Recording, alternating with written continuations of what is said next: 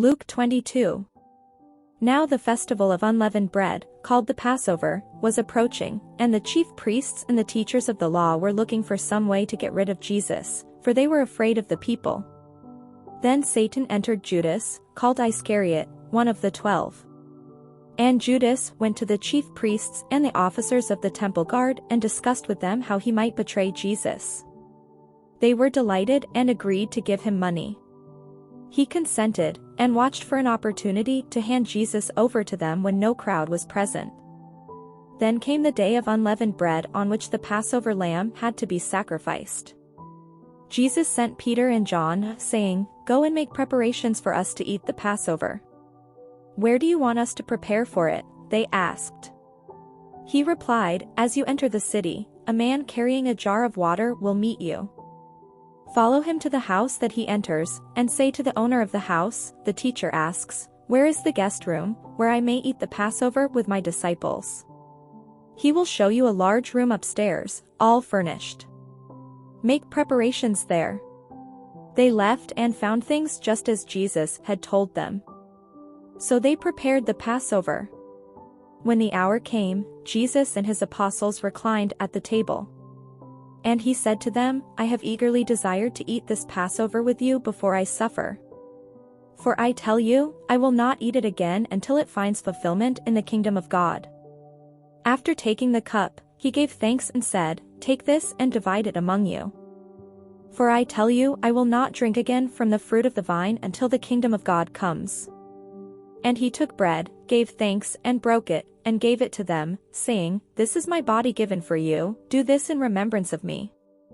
In the same way, after the supper he took the cup, saying, "This cup is the new covenant in my blood, which is poured out for you. But the hand of him who is going to betray me is with mine on the table. The Son of Man will go as it has been decreed. But woe to that man who betrays him." They began to question among themselves which of them it might be who would do this.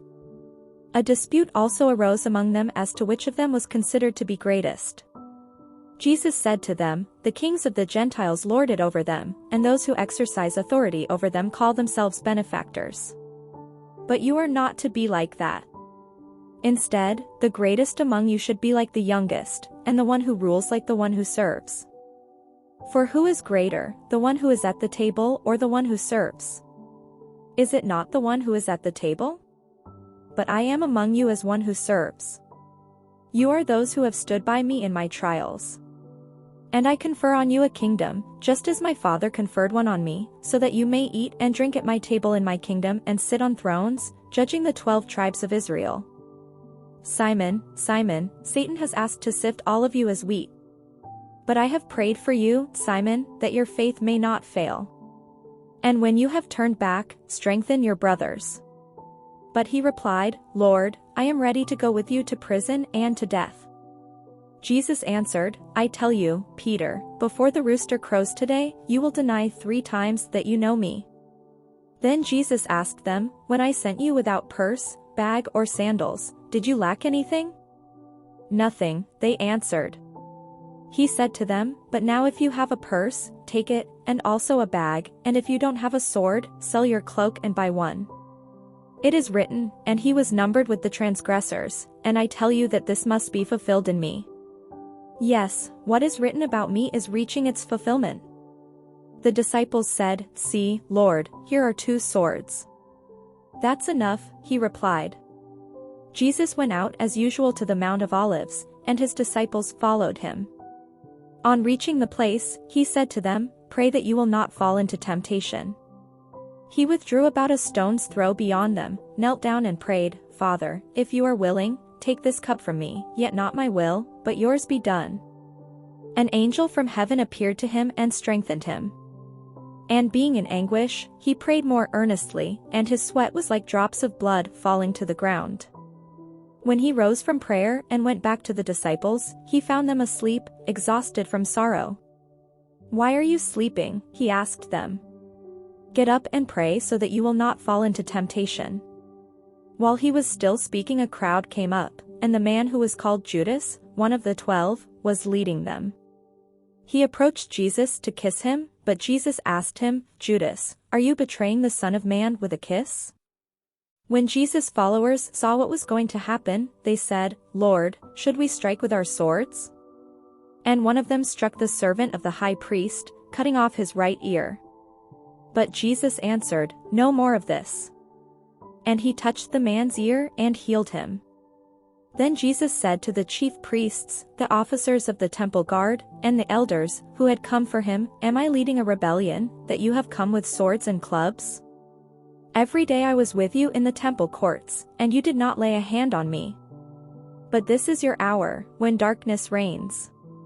Then seizing him, they led him away and took him into the house of the high priest. Peter followed at a distance. And when some there had kindled a fire in the middle of the courtyard and had sat down together, Peter sat down with them. A servant girl saw him seated there in the firelight. She looked closely at him and said, "This man was with him." But he denied it. "Woman, I don't know him," he said.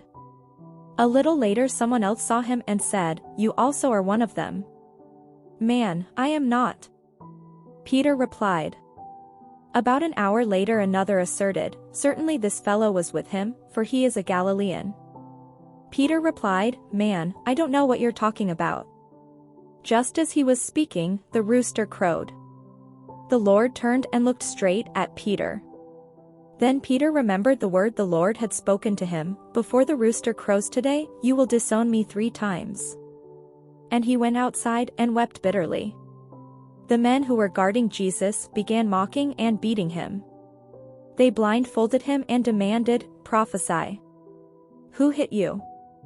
And they said many other insulting things to him. At daybreak the council of the elders of the people, both the chief priests and the teachers of the law, met together, and Jesus was led before them. "If you are the Messiah," they said, "tell us." Jesus answered, "If I tell you, you will not believe me, and if I asked you, you would not answer. But from now on, the Son of Man will be seated at the right hand of the mighty God." They all asked, "Are you then the Son of God?" He replied, "You say that I am." Then they said, "Why do we need any more testimony? We have heard it from his own lips."